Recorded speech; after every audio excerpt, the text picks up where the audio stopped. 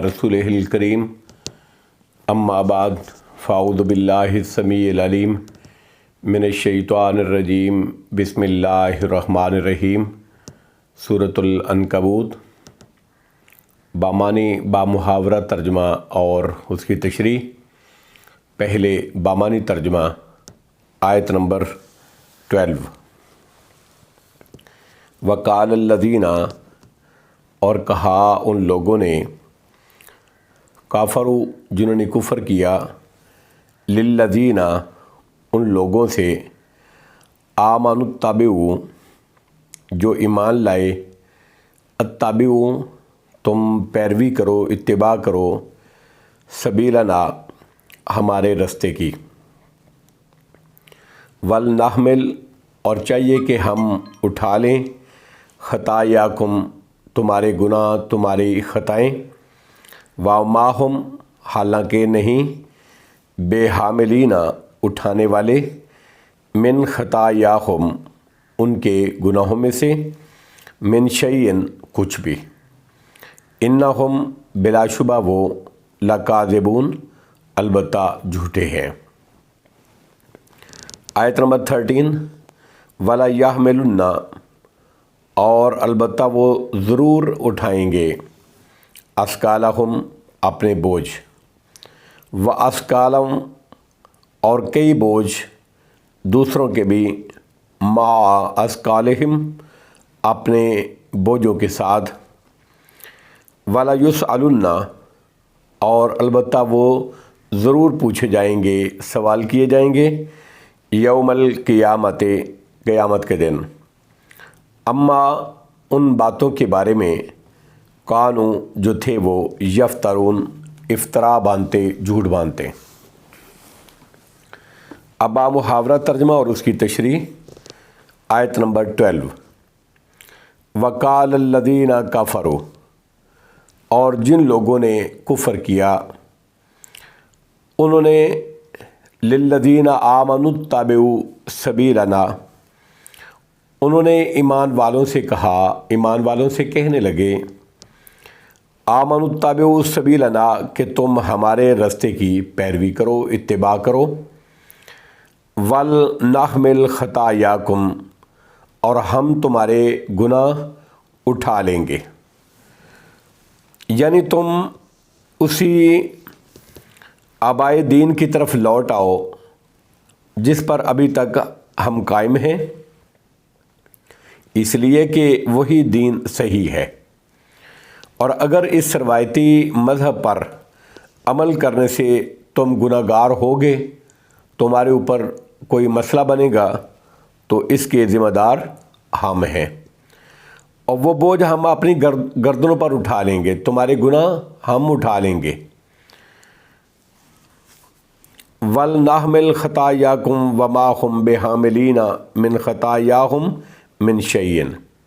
ہم تمہارے گناہ اٹھا لیں گے، حالانکہ وَمَا هُمْ بِحَامِلِينَ حالانکہ وہ ان گناہوں میں سے کچھ بھی،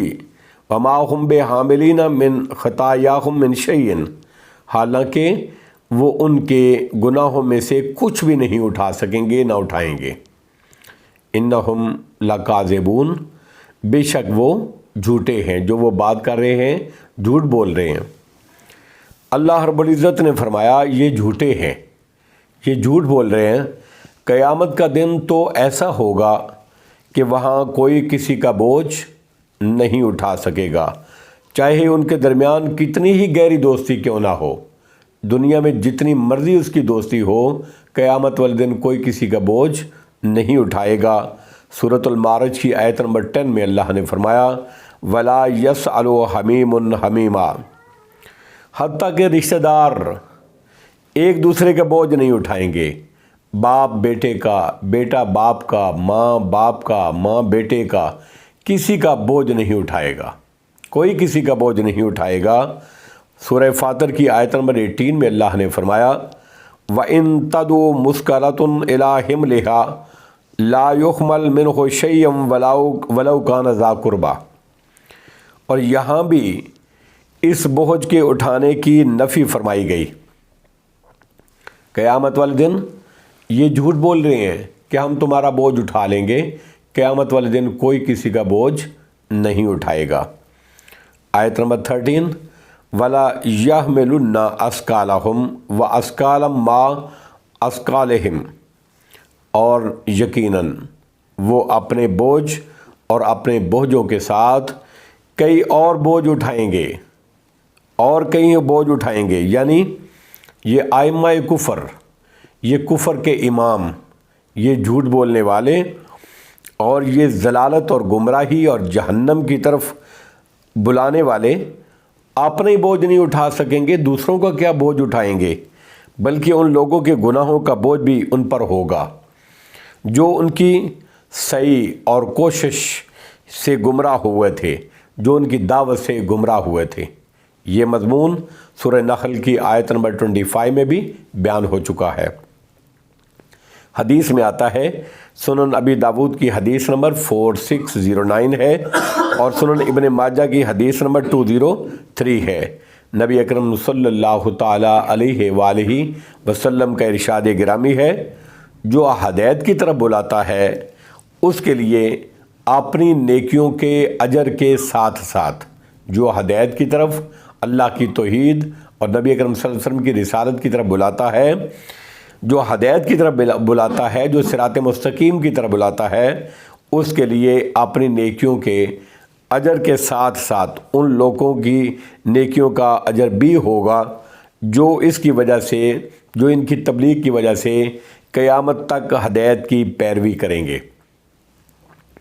बग़ैर इसके कि उनके अजर में कोई कमी हो। उनके अजर में कोई कमी नहीं होगी,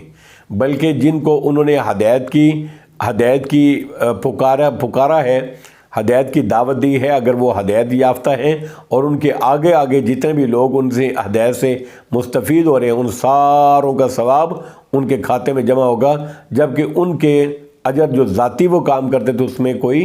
कमी नहीं की जाएगी। और जो गुमराही का दाई होगा, जो गुमराही, ज़लालत, शिरक और बिदत उसका पुकारने वाला होगा, उसकी दावत देने वाला होगा, उसकी तबलीग और इरशाद करने वाला होगा, उसके लिए अपने गुनाहों के अलावा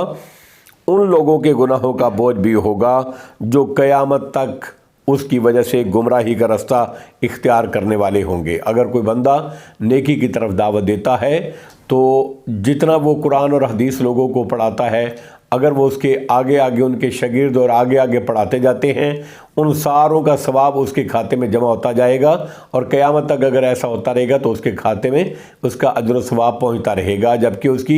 उसके ज़ाती जो उसने अमल किए हैं उसमें कोई कमी नहीं की जाएगी। और इसी तरह अगर कोई बंदा ज़लालत की तरफ, शिरक की तरफ, गुमराही की तरफ, बेरारवी की तरफ बुलाता है, दावत देता है, तबलीग करता है, इरशाद करता है, तो उसकी दावत पर जितने लोग गुमराह होंगे, जितने भी लोग गुमराह होंगे, उन सारों का गुनाह उसके खाते में भी साथ साथ जाते होगा, उसके बग़ैर उसके कि उनके गुनाहों में कमी हो। इसी उसूल के तहत क़यामत तक जुल्म से कत्ल किए जाने वाले लोगों के खून का गुनाह हज़रत आदम अलैहिस्सलाम के पहले बेटे पर भी होगा, इसलिए कि सबसे पहले उसी ने नाहक कत्ल किया था। ये मुस्नद अहमद की हदीस नंबर 383 आउट ऑफ 1 है और वक़द अखरजाहुल जमात अबी दाऊद की हदीस भी इसके बराबर है। और यकीनन वो अपने बोझ और अपने बोझों के साथ कई और बोझ उठाए हुए होंगे। वला युसअलुन्ना यौमल क़ियामति अम्मा कानू यफ्तरून,